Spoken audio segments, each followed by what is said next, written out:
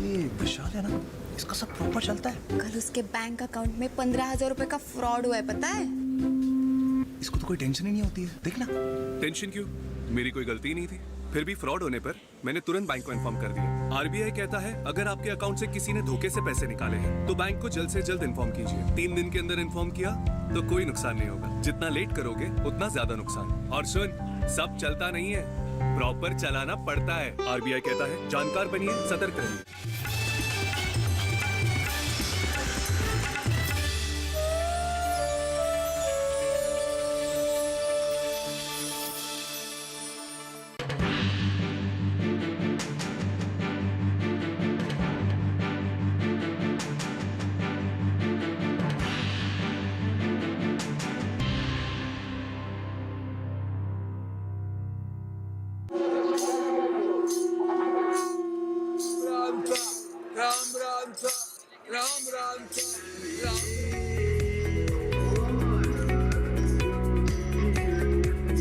चुनावी गपशप की टीम प्रयागराज में है। संगम, गंगा यमुना सरस्वती, यह पहचान है इलाहाबाद की, प्रयागराज की। आप प्रदेश में कैसी सरकार चाहते हैं? वही सरकार हो जो शिक्षा को मतलब दे, रोजगार दे, सड़क फन्ना बनाए हाँ, और उन्नति हो, यही चाहते हैं।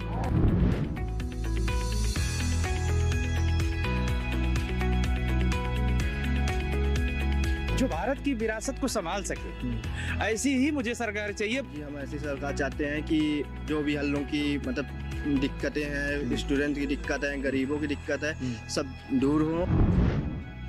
आप अगर विकास चाह रहे हैं तो हर तबके के लोगों को लेके आप ऊपर उठिए।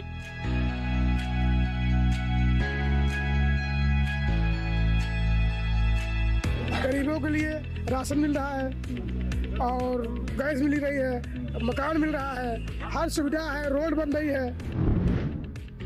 तो सरकार हमको यही चाहिए कि हमारा रोड है, रोजगार है, यही सब हमको चाहिए। और हमको कैसी सरकार चाहिए?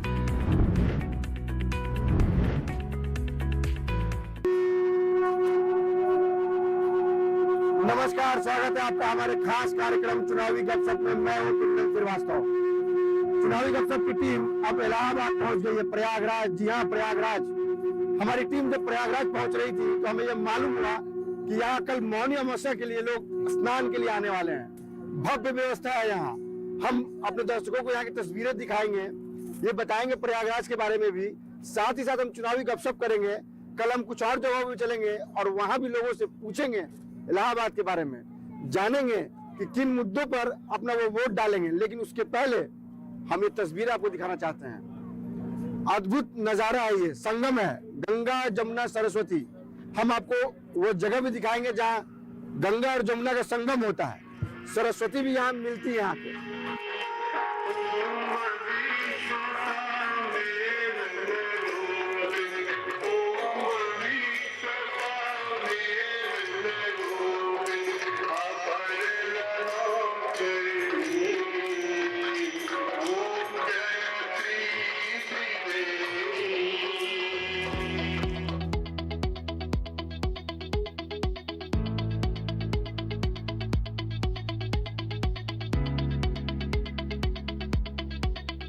चुनावी गपशप की टीम संगम के किनारे है।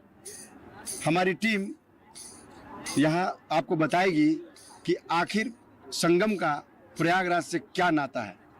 हम यहीं के लोगों की जुबानी आपको बताएंगे जो यहाँ के जानकार हैं। बड़ा ही ऐतिहासिक महत्व, धार्मिक महत्व है संगम का।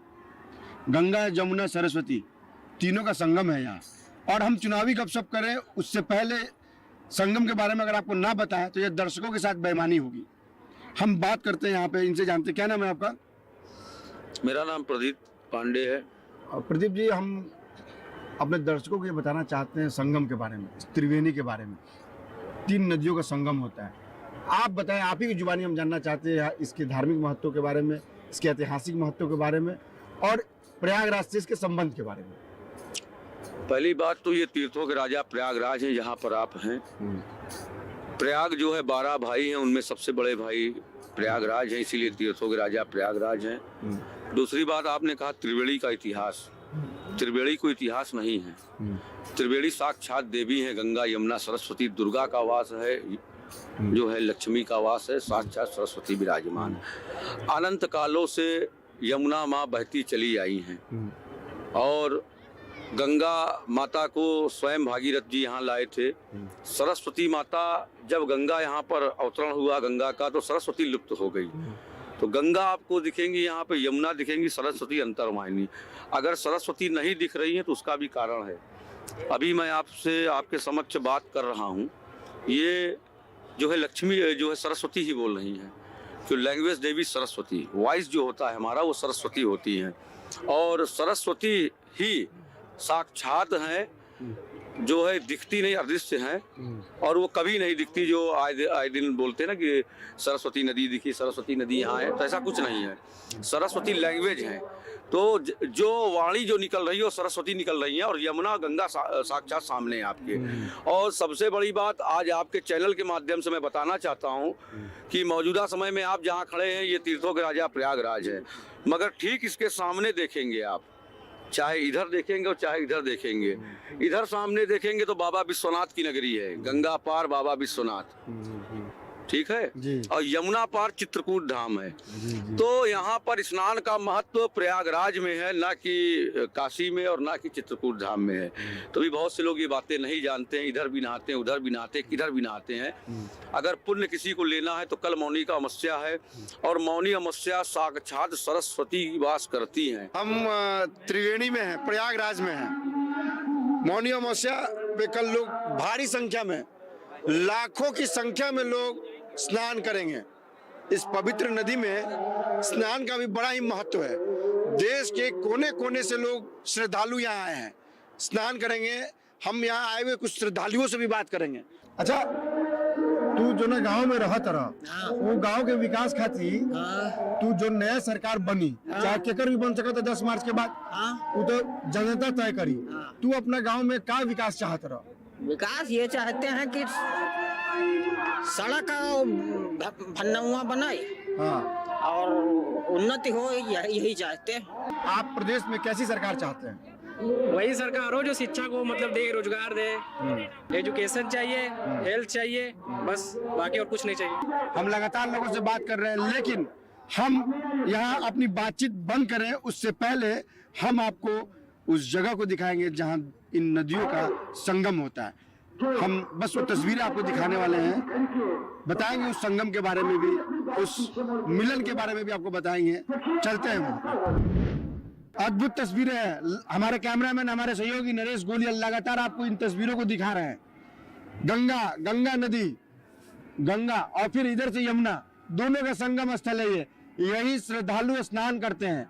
भारी संख्या में श्रद्धालु यहाँ स्नान करेंगे मौनी अमावस्या के दिन। लगातार आप भी देखिए, अभी रात के समय लोग स्नान कर रहे हैं, लगातार स्नान कर रहे हैं लोग। हम इस संगम देखिए लगातार डुबकी लगा रहे हैं। कहते हैं कि जो डुबकी लगाता है उसके पाप धुल जाते हैं। देखिए लगातार डुबकी लगा रहे हैं, कैसे डुबकी लगा रहे हैं वो लोग, स्नान कर रहे हैं। कल भारी संख्या में यहाँ लोगों की भीड़ होगी।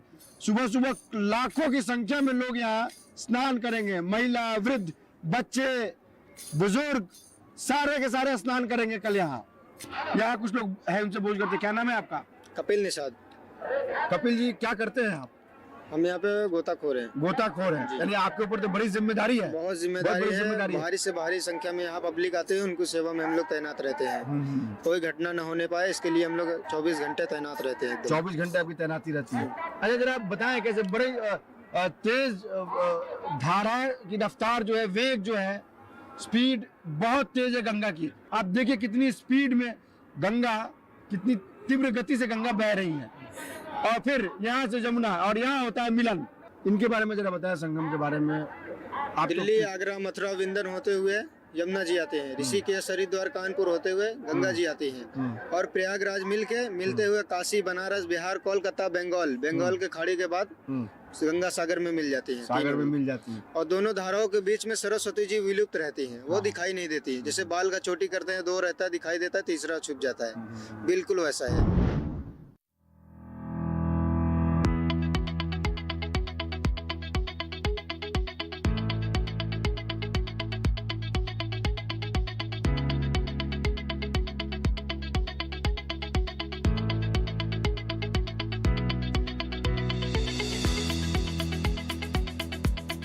हमने आपको श्रद्धालुओं से कल बात कराई थी, प्रयागराज के बारे में बताया था। आज हम नाव पे खुद हमारी टीम सफर कर रही है। हम यहाँ कुछ लोगों से बात करेंगे, उससे पहले मैं अपने कैमरामैन नरेश गोलिया जी से बोलूंगा वो इन तस्वीरों को दिखाए। भारी संख्या में लोगों की भीड़ है, नाव पे लोग सफर कर रहे हैं। प्रयागराज तीर्थों के राजा तीर्थराज, ये अद्भुत तस्वीरें हैं। लाखों की संख्या में श्रद्धालु लगातार सुबह से स्नान कर रहे हैं। जी क्या नाम है आपका?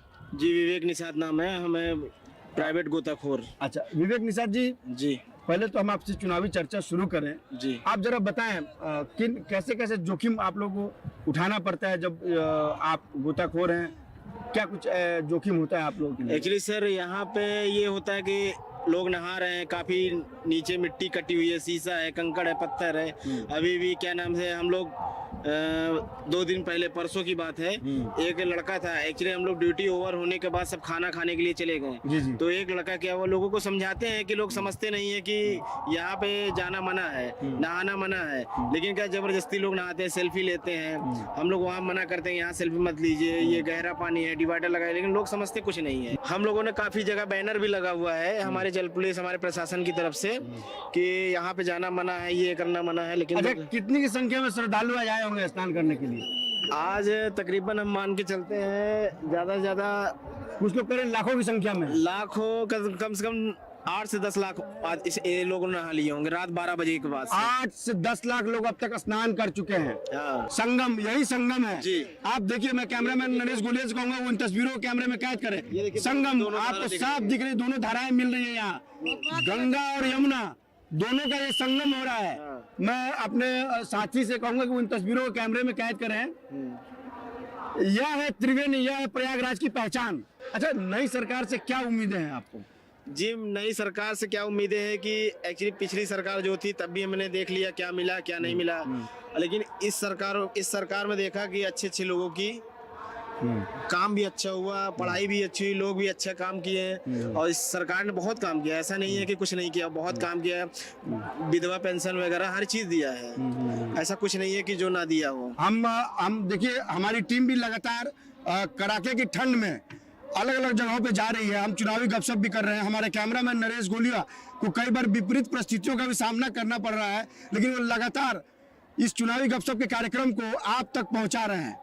यह लगातार वो मेहनत कर रहे हैं। लगातार हमारी पूरी टीम लगातार चुनावी गपशप के कार्यक्रम को आप तक पहुंचा रही है, देश के जनता तक पहुंचा रही है। चुनावी गपशप की टीम अब प्रयागराज के वीआईपी घाट पे है। वीआईपी घाट बड़ी उत्तम व्यवस्था है, यहाँ माननीय और खास लोगों के लिए व्यवस्था की गई है। ये रूम है, चेंजिंग रूम बना हुआ है, जल पुलिस ने बनाया है। कुछ चेंजिंग रूम इस तरह के भी हैं। लगातार देखिए कितनी अच्छी व्यवस्था है।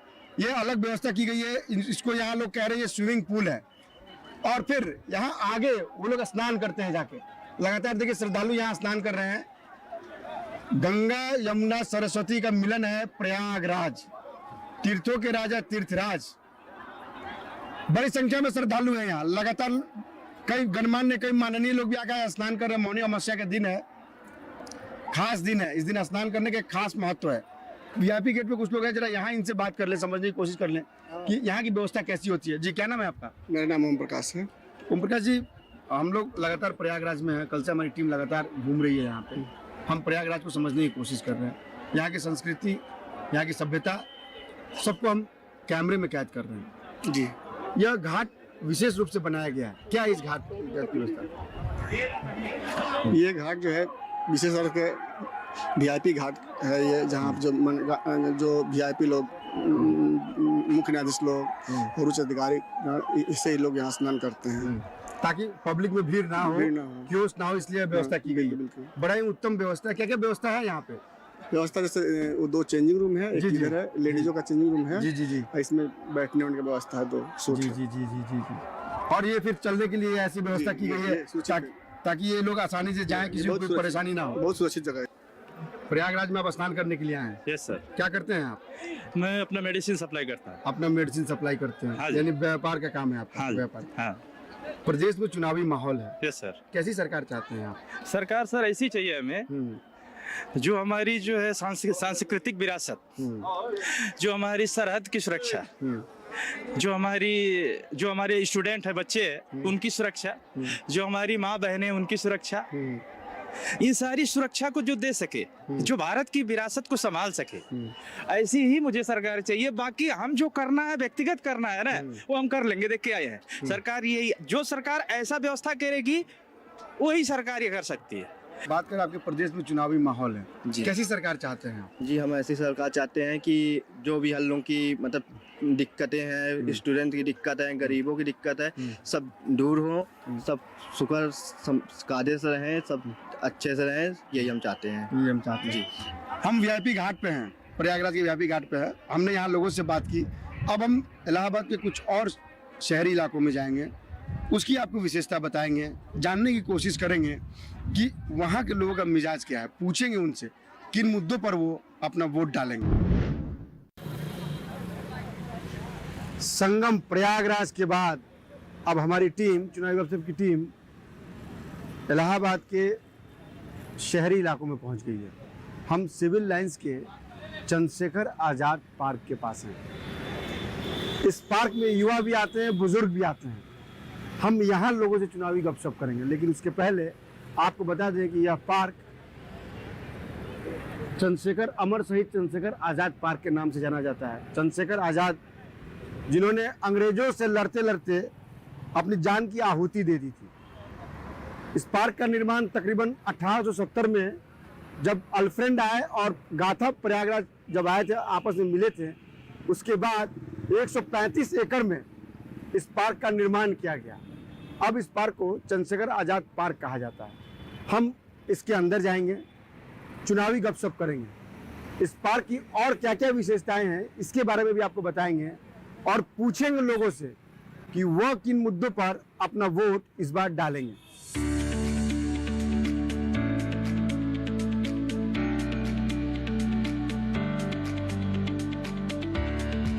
हम चंद्रशेखर आज़ाद की मूर्ति के बेहद करीब पहुंच गए। हमने अपना जूता यहाँ उतार दिया।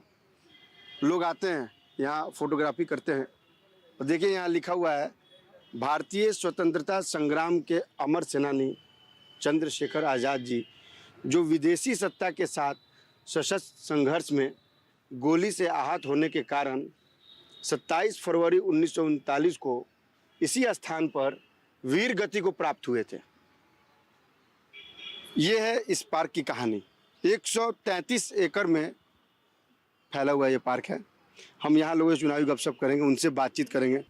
प्रदेश में आपका चुनावी माहौल है जी, किन मुद्दों पर आप अपना वोट डालेंगे? हम विकास के मुद्दों पर अपना वोट डालेंगे और रोजगार के मुद्दों पे वोट डालेंगे और जो हमारी मतलब देश की सड़कें हैं, विकास वगैरह आदि इधर मतलब जो हुआ है उसके मुद्दों पे हम वोट डालेंगे। और जो हमारी शिक्षा का विकास हुआ है, शिक्षा के क्षेत्र में विकास हुआ है, उसके मुद्दे पर हम वोट डालेंगे आदि, ऐसे बहुत से मुद्दे। अच्छा, इस प्रदेश की युवा नई सरकार जिसका गठन 10 मार्च के बाद होगा जी, क्या चाहते हैं नई सरकार से? सरकार किसी की भी बन सकती है 10 मार्च के बाद जी। तो प्रदेश की युवा और खासकर इलाहाबाद, जिसको एक तो संगम इसकी पहचान है जी, और दूसरा शिक्षा के लिए भी जाना जाता है जी जी। लोग कहते हैं कि पहले अधिकतर आईएएस देश के यहीं से पैदा होते थे जी, क्योंकि यह उनके लिए एक तरह से कर्म भूमि है, यहीं पढ़ते थे, यहीं तैयारी करते हैं जी। तो युवाओं की संख्या यहाँ ज़्यादा है जी। तो जो सरकार बनेगी उससे युवा क्या चाहते हैं, क्या उम्मीद हो सकती है युवाओं? इससे मतलब प्रयागराज की युवा और भी मतलब क्षेत्रों के युवा ये चाहते हैं कि रोजगार जो है और भी इसका रोजगार का बढ़ावा हो और भी मतलब क्षेत्र में रोजगार उत्पन्न हो और फैक्ट्रियां वगैरह जो उत्तर प्रदेश में अभी भी मतलब निरंतर विकास होता जा रहा है, लेकिन उसको ऐसे ही बनाए रखें। आने वाली गवर्नमेंट जो भी हो, हम यही चाहेंगे कि आने वाली गवर्नमेंट युवाओं को रोजगार दे, शिक्षा के मामले में आगे बढ़ाए। पूरे प्रदेश में चुनावी माहौल है जी। किन मुद्दों पे आप अपना वोट डालेंगे? सर विकास के मुद्दों पे। विकास के मुद्दे पे वोट डालेंगे। कैसा विकास चाहते हैं अपनी सरकार से? सर विकास तो हो रहा ना, इसलिए तो वोट डालेंगे। आप अगर विकास चाह रहे हैं तो हर तबके के लोगों को लेके आप ऊपर उठिए। गवर्नमेंट का मतलब ये हर लोग वोट देते हैं, अगर सब लोग, सारे लोगों का विकास नहीं होगा। मतलब सारे लोग जो जमीन से लोग, नीचे के लोग हैं, ऊपर के लोग हैं, भाई हर लोगों का विकास आप करिए ना। हम इलाहाबाद के शहरी इलाकों में लोगों से बात कर रहे हैं, खासकर हमारी टीम ने युवाओं से बात की। चंद्रशेखर पार्क बिल्कुल सिविल लाइन के केंद्र में यह पार्क बना है। इसे इलाहाबाद का हृदय भी कहा जाता है, प्रयागराज का हृदय कहा जाता है। अब हम शहर के कुछ और इलाकों में जाएंगे और वहाँ चुनावी गपशप करेंगे। साथ ही साथ हम इलाहाबाद के कुछ गाँव में भी जाएंगे, वहाँ भी लोगों से बात करेंगे। लेकिन उसके पहले हमें एक छोटा सा ब्रेक लेना होगा। बारिश का हो अनुमान या हो घटता बढ़ता तापमान, पर्यटन स्थलों पर मौसम की हो चाल या देश में हो हवा की गुणवत्ता का हाल, मौसम की हर खबर मौसम खबर बिल्कुल नए रूप में हर शाम 7:30 पर सिर्फ दूरदर्शन किसान पर।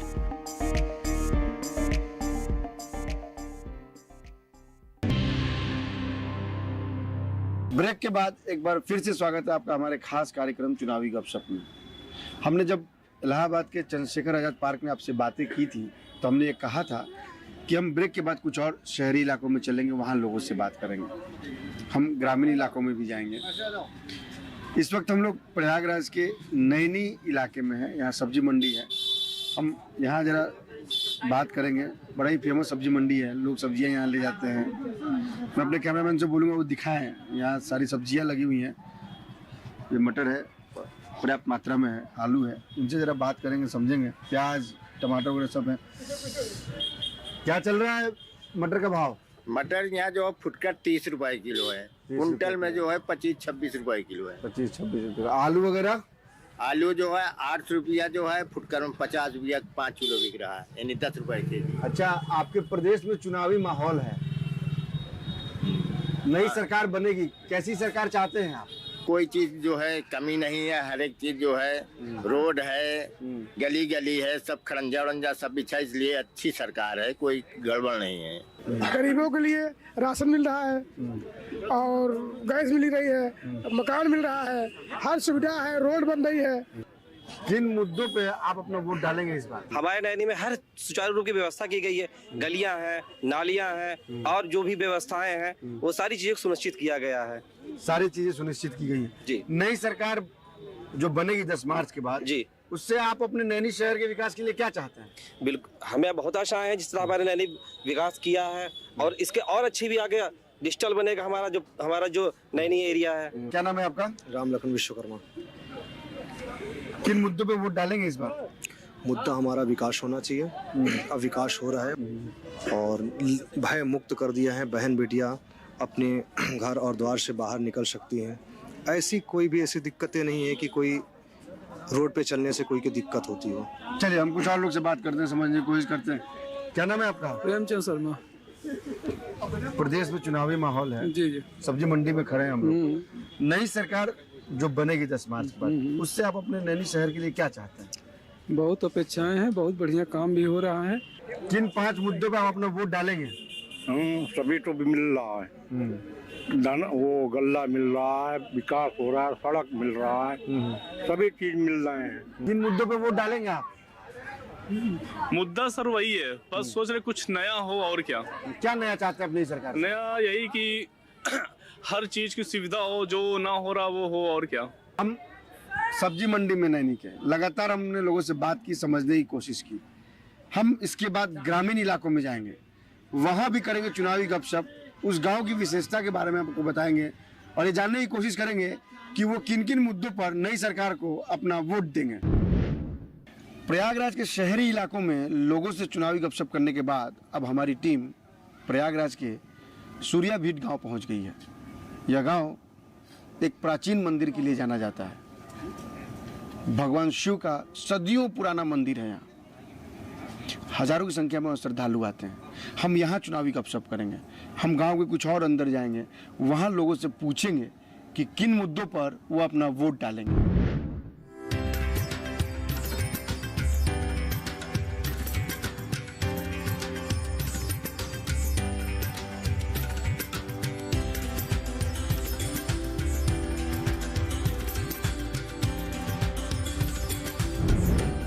तू अपना गांव में जो नया सरकार बनी 10 मार्च के बाद ओकरा से तू का चाहत रू अपना गांव में का विकास करे? मैंने सुविधा सब चीज के दे। ई रिक्शा जैसी सुविधाएं यहाँ पर हैं।